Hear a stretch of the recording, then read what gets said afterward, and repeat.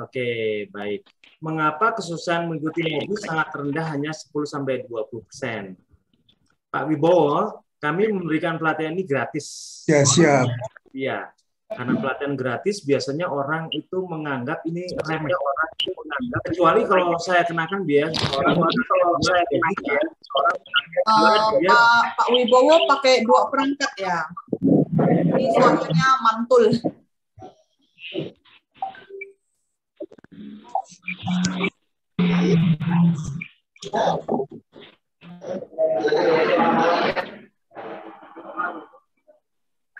Ya, jadi mengapa kesusahan menghitung mobil sangat rendah? Sebenarnya kalau andai kata 10-20%, angka itu ditemukan dari mana, Pak?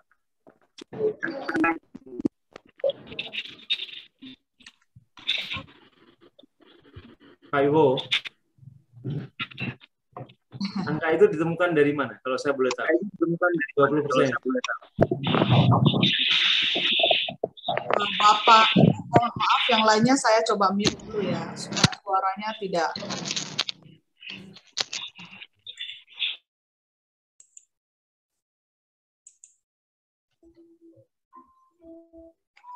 Ya, silakan Pak Wibowo.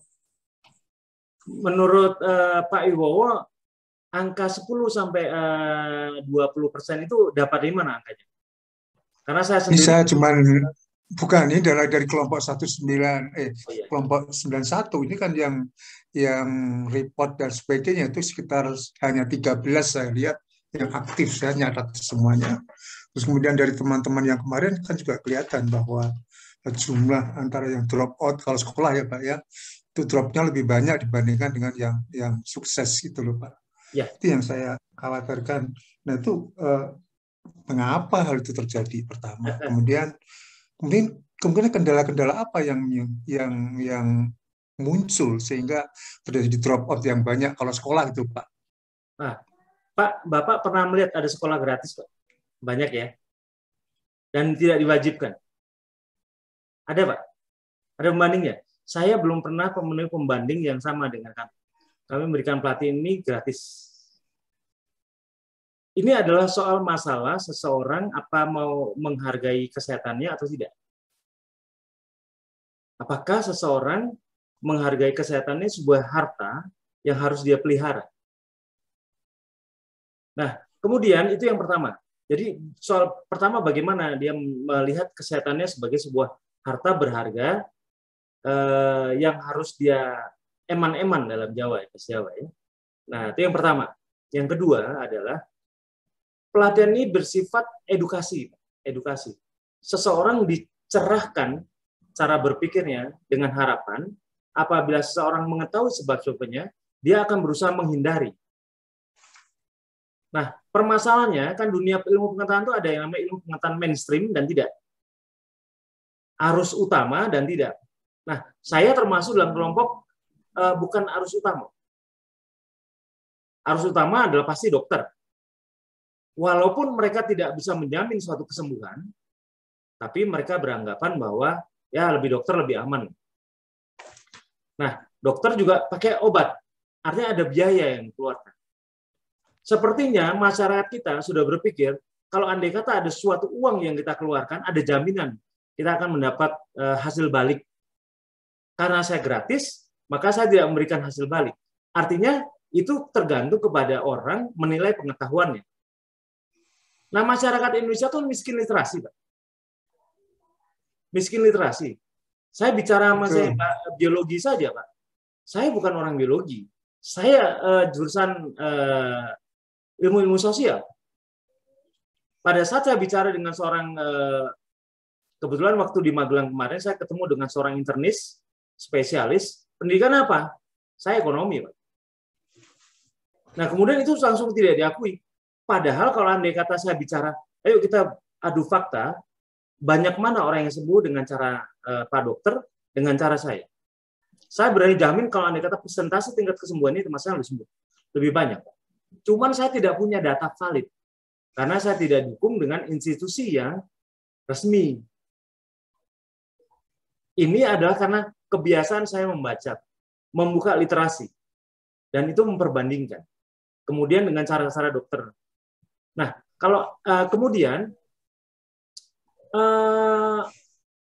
ada tipe-tipe orang yang memang pertama, memang dia suka belajar. Yang kedua, suka belajar tapi diam, Pak. Ada. Jadi saya menemukan juga di antara pembicaraan kita yang bertestimoni itu adalah orang-orang yang diam, yang mereka saya hanya mengamati Pak Eko selama ini tidak pernah bicara, tapi saya mengikuti. Jadi kalau andai kata mau mendapatkan angka nggak sulit, Pak. Saya dulu hanya berpikir optimis itu hanya 30%. Itu pun berupa hipotesa. Dengan hukum Pareto. Hukum Pareto kan 80-20, Pak. Iya kan, Pak? Nah, saya mengangkatnya menjadi 10 dengan harapan nggak mungkin lah cuma 20%. Pasti 30%. Dan itu saya anggap sebagai standar bahwa saya harus menjalankan ini karena orang diabetes itu pada saat ketakutan yang melebihi rasa sakitnya, dia mau berusaha sembuh. Dan di sini banyak sekali. Banyak sekali. Orang yang sudah melebihi rasa takutnya, apakah rasa takutnya dibuat oleh dirinya sendiri, atau rasa takutnya dibuat oleh masyarakat sekitarnya, atau didapat dari pengalamannya sendiri, itu akan membuat mereka mau belajar. Apakah saya berputus asa? Enggak. Ini adalah upaya saya dari sisi kemanusiaan, Pak. Bahwa ini hanya soal literasi. Orang diabetes adalah orang keracunan karbohidrat. Itu saja. Nah, masalahnya untuk memberi pengetahuan itu, walaupun saya berdukung dengan bukti dan fakta, dan literasi itu, ternyata, ya karena masalah ini nggak punya pembanding, Pak, nggak ada komparasi, Pak. Jadi sulit untuk menjelaskan kepada mereka. Jadi tahunya dari mana? Pak, itu kan kata kamu, Pak Eko. Ya, walaupun saya sudah sampaikan. Ini adalah jurnal yang cukup valid. Tidak bisa ditolak penelitian itu. Karena yang menulis juga orang-orang yang saya anggap punya kualifikasi. Jadi begitu, Pak. Jadi, tapi kalau ada informasi para mentor yang mengajar di angkatan sekarang sudah 135. Jadi ada kemungkinan jumlahnya akan sekitar 14.000 orang, di mana ternyata kegagalannya itu adalah pada saat kita menawarkan ini secara gratis dari para mentor itu. Tetapi saya berpikir, kalau ini andai kata saya gratiskan, niat kemanusiaannya hilang.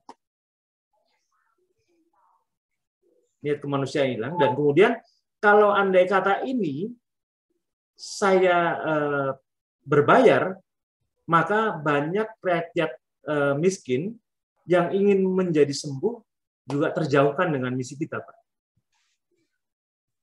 Jadi memang sulit, pilihannya dilematis. Saya nggak tahu jalan keluarnya bagaimana. Ingin menolong sebagian, tapi tidak menolong sebagian, ya itulah yang saya ini. Kalau andai kata Bapak berhipotesa 10-20, hipotesa saya masih sedikit optimis 30%. Tapi saya berprinsip ke Pareto, bahwa tidak mungkin kurang dari itu. Iya, Pak. Jadi tinggal bagaimana sebenarnya kita menghargai kesehatan kita masing-masing. Jadi kadang mau tanya, Pak Eko, berapa harus saya bayar? Ya tergantung Bapak harus menghargai tubuh Bapak sendiri. Jangan bicara ke ekonya, bicara ke timnya, dan sebagainya. Bicara aja ke tubuh. Kalau andai kata memang nggak punya, ya saya bebaskan, nggak ada masalah kok. Nggak pakai biaya, memang pada dasarnya kita juga berpikir uang bukan nomor satu, Bos. Ini adalah pekerjaan kemanusiaan aja, Pak. Iya, jarang orang mau melakukan ini, Pak. Tapi tim kami mau. Dan itu belum ada komparasinya. Belum ada komparasinya sekarang. Saya belum tahu kalau untuk sekolah kita mungkin masih SMP SMA ada yang program pemerintah untuk wajib belajar 9 tahun sampai 12 tahun ada, tapi itu kan diwajibkan oleh sekolah, oleh pemerintah. Ini tidak diwajibkan. Orang bisa milih sekehendak hatinya. Belum ada komparasinya, Pak. Kira-kira gitu, Pak Ibo ya. Kecuali kalau mau mungkin memberikan masukan buat kami, silakan. Karena kita lihat bahwa di dalam sistem MOBI ini mungkin kan prinsipnya ada 3 ya Pak ya, antara IF, kemudian antara pola makan sama PMB sama ONLAF gitu. Nah kemudian kita lihat bahwa sebenarnya dengan adanya sistem ini itu sangat mendukung sekali. Karena kita lihat bahwa dengan menggunakan Zoom itu kan banyak yang bisa dijangkau Pak. Dan kita lihat bahwa sekolah pun sekarang juga pakai PJJ semuanya. Saya juga dari rumah Pak, nggak kemana-mana, nggak boleh saya ke kampus gitu Pak.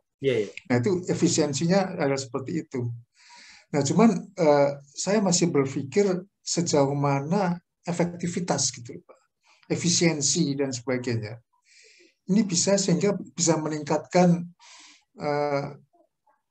Bapak sampai 30 ataupun sampai 40%. Sebab saya lihat dari teman saya yang kelompok 91 ini, yang aktif dan sebagainya itu hanya sekitar 13 yang laporan. Terus terang saja saya nggak laporan, Pak. Ya, ukurannya kan bukan laporan. Laporan ukurannya adalah di mana setiap orang bisa mendapatkan pengetahuan walaupun mereka pasif. Kalau andai kata di universitas atau di sekolahan, seseorang akan ada take and give. Pada saat kita memberi pengetahuan, kita take hasilnya.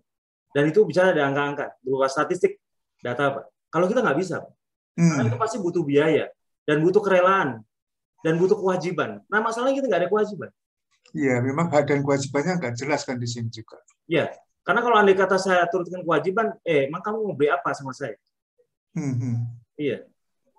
Kalau pada sekolah itu adalah bagian untuk mencapai cita-cita. Nah, kemudian di universitas ada gelar atau sesuatu yang nanti pasti paling tidak ada korelasi dengan pekerjaan yang akan didapat nanti.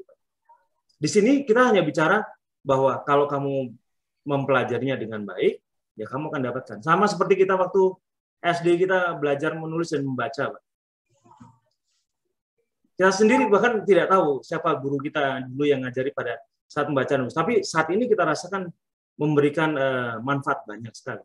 Nah, seperti itu kita ingin bermaksud. Iya, memang kita lihat bahwa yang menilai ini adalah diri kita sendiri. Betul. Dan kita terbiasa bahwa kita diservis terus terang aja. Yeah. Manusia-manusia kita, orang-orang kita akan cenderung bahwa semuanya itu diladenin kalau dalam bahasa Jawa gitu. Nah, untuk disiplin itu kelihatannya belum sampai. Tapi ada teman-teman udah bagus bahwa dia punya kemampuan Excel dan sebagainya, kemudian dia catat D per D-nya dan sebagainya.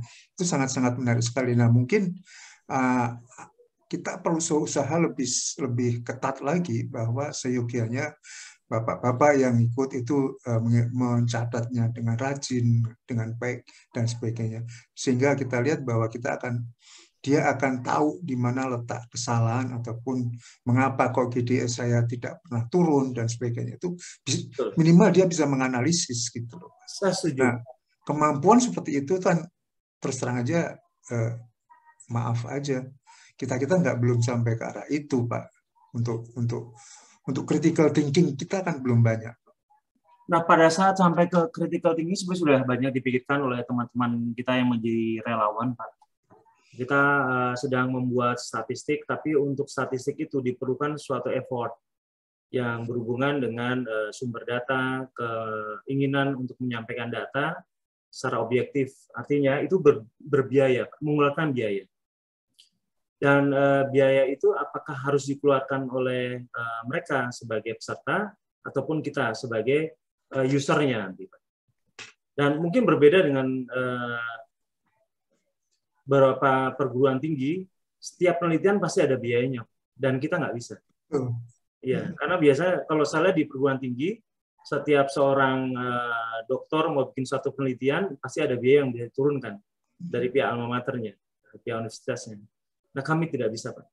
Dan ini atau mungkin Bapak bisa cari sponsorship atau rekan-rekan semua yang sudah sembuh, itu bisa memberikan suatu sponsorship untuk itu.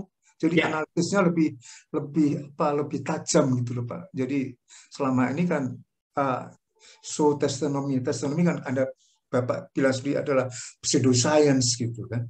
Ya. Nah, jadi kalau memang ada yang merasa udah recovery bagus gitu, mungkin ada suatu dalam universitas kita sebut dengan dana abadi atau dana yang bisa kita setorkan.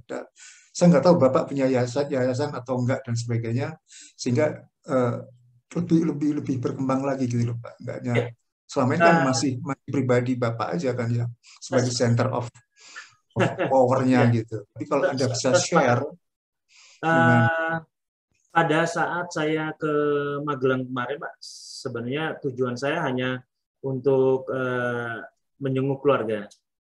Tapi saya dapat undangan dari Jogja, dari Jakarta, dari Bandung. Itu saya melihat semangat mereka untuk mau bertemu, bertukar pikiran. Dan jumlahnya sebenarnya besar sekali. Tapi yang karena dibatasi PPKM kemarin kita tidak bisa banyak. Atas dasar itu saya mulai berpikir dengan teman-teman yang sepikiran, nampaknya ini coba kita buat yayasan. Dalam yayasan itu tumbuh juga pemikiran-pemikiran yang cukup baik, Pak, progresif, yaitu ini seharusnya tidak hanya online dalam bentuk pelayanan seperti ini, tapi juga offline. Kita coba bantu masyarakat yang diabetes faktual di depan harus kita lakukan. Dan juga pelatihan-pelatihan yang sifatnya terstruktur offline. Ya, itu seperti itu. Walaupun ada juga pemikiran bahwa di bawah yayasan supaya sumber-sumber pendapatan tidak terkuras, itu harus ada PT atau perusahaan yang nanti ini harus dibuat seperti ya contohnya ruang guru. Ruang guru itu suatu bimbel yang sangat bagus yang terstruktur dengan rapi. Saya juga pengen berpikir gitu sehingga kita bukan hanya memberikan gift-nya tapi juga take-nya. Take-nya dalam arti kita punya data, punya sesuatu yang bisa kita pertanggungjawabkan datanya. Tingkat kesembuhan, tingkat keberhasilan seperti yang Bapak ingin tanyakan. Iya, Pak. Ya mungkin kita perlu badan hukum, Pak. Jadi selama ini kan cuman Pak Eko one showman gitu. Kasihan Pak Eko nanti. Ya itu betul Pak. Saya juga merasa bahwa ini nggak bisa dikerjakan sendirian. Ini sudah menjadi urusan banyak orang. Dan saya pikir semua orang itu bagian dari saya dan saya bagian dari mereka. Ini apa ya? Ini sebenarnya upaya setelah saya melihat karena saya sakit dulu Pak, saya sakit dan saya merasa bahwa sakit diabetes itu tidak terelakkan. Ini harus dibantu orang-orang. Tapi cuma masalah mereka tidak tahu harus kemana. Mengikuti arus mainstream, mereka tidak sembuh-sembuh Pak, malah makin banyak penyakit. Nah, jadi saya mencoba mempelajari naturopatik dengan harapan teman-teman mau belajar. Saya tadinya untuk diri saya sendiri, tapi saya pikir pengetahuan ini nggak akan ada ini kalau nggak disebarkan. Saya sebarkan dengan cara apa yang saya bisa. Jadi waktu itu saya tidak terlalu berharap hasil sih. Saya berharap mudah-mudahan mereka menerima apa yang saya gagas. Hanya itu saja. Ya, kita lihat bahwa ilmu naturopatik ini secara holistik kan, Pak. Nah, selama ini kita lihat bahwa dokter aja macam-macam. Ada bagian jantung sendiri, bagian internnya sendiri, kemudian bagian telinga sendiri, mata sendiri, itu spesialisnya gitu. Nah, ini kan holistik melihatnya. Jadi untuk melihat holistik itu kan nggak semua orang mampu untuk seperti itu, Pak. Ya betul Pak. Nah itulah makanya Pak. Saya mungkin juga berpikir memang harus memberi pengetahuan literasi sedikit yang saya mampu bahwa ini sumbernya dari sini, supaya nanti mudah-mudahan setelah itu teman-teman tidak terasa kita udah 14.000 orang Pak. 1,5 tahun ini saya merintisnya dan saya rasa kalau andai kata kita punya latar belakang pengetahuan yang cukup literasi yang minimal itu akan buat mereka terbuka. Mudah-mudahan. Itu Pak yang saya harapkan. Jadi kan selama ini kan kita bingung aja kan, tapi nggak ada pegangan gitu loh Pak. Nggak ada literatur yang kalau di perguruan tinggi nggak ada buku yang bisa pegangan kan, semuanya harus ada suatu pegangannya gitu Pak. Nah ternyata mungkin kita bisa bikin, tapi yang sesimpel dan kita lihat bahwa pesertanya ini kan range-nya banyak gitu loh Pak. Jadi nggak semuanya pendidikannya misalkan SMA, misalkan minimal SMA lah gitu. Itu bisa untuk mendigest ilmu-ilmu yang Bapak sampaikan secara sederhana dan secara holistik, sehingga wawasannya itu memang nggak mudah Pak untuk membuka wawasan seperti Bapak untuk memaksakan dalam tanda petik untuk mengosongkan gelas itu kan juga nggak mudah Pak. Ya, betul. Saya paham sekali. Tapi terima kasih Pak Wibowo. Ini pembicaranya sangat berharga. Saya berbicara depan profesor, luar biasa. Lo betul loh Pak. Tetap saya akui itu. Bapak seorang pemikir. Ya, dan itu saya sangat hargai sekali masukannya Pak. Mudah-mudahan nanti kalau andai kata tidak berkerbatan, saya ajak diskusi lebih panjang Pak. Sehingga ya. Ya, dalam artian jangan hanya dari segi aja. Mungkin kalau ada teman-teman medis lebih senang lebih bagus lagi. Jadi melihatnya mungkin juga dokter yang pernah menjalani MOPI dan dia berhasil. Itu dia akan menceritakan lebih sistematis dan lebih baik untuk memberikan suatu penjelasan pada mereka yang dengan bahasa yang sederhana. Kita paksakan bahwa dia harus memberikan satu bahasa yang sesimpel mungkin gitu. Ya. Sebenarnya pada saat kemarin ke Jogja itu ada 3 orang dokter dari FKG Gama yang hendak membuat satu penelitian mengenai kenapa ya ini berjalan pada berapa orang, bekerja pada berapa orang. Nah, mereka hendak mencoba satu penelitian dan ingin membuat jurnal. Gini Pak, boleh aja dalam artian, tapi kita lihat bahwa dalam penelitian itu ada etika penelitian Pak. Apalagi sudah pasti. Itu pakai manusia kan masalahnya, bukan tikus. Itu dengan tikus dulu Pak, dengan tikus dulu. Oh, tikus dulu. Tikus itu dibuat diabetes dulu dan kemudian dengan pola makan ini akan dilihat bagaimana kalau menurut mereka tikus itu berapa organnya mirip seperti manusia Pak, cara bekerja. Betul, ya. Apalagi kalau dikatakan dengan babi Pak lebih bagus lagi. Tapi untuk sementara tikus memang ada tikus-tikus spesial untuk eksperimen itu Pak. Benar itu kita lihat bahwa jadi untuk pola makan PMP aja, kemudian kan banyak parameter yang bisa dipelototin, kemudian dihubungkan dengan tikus kan bisa dibuat untuk diabetes. Kita bisa lihat skala diabetesnya kayak apaan. Betul. Nah, kemudian kita beri makanan PMP ini. Sejauh mana akan dihasilkan. Kalau untuk publication ya untuk internasional memang perlu biaya banyak Pak, tapi untuk level medical jurnal aja di Indonesia saya kira bisa untuk acuan tuh Pak. Bagi teman-teman FKG mungkin ada sendiri, itu bagus sekali. Ya, saya harapkan sekali ini memberi jalan luas dan terbentang kemana seharusnya program ini bekerja Pak. Saya sih berharap ini akan menolong banyak orang. Saya yakin Pak. Kalau kita sama Bismillah dan kita tulus, saya kira Allah akan memberikan jalan yang terbaik Pak. Terima kasih banyak.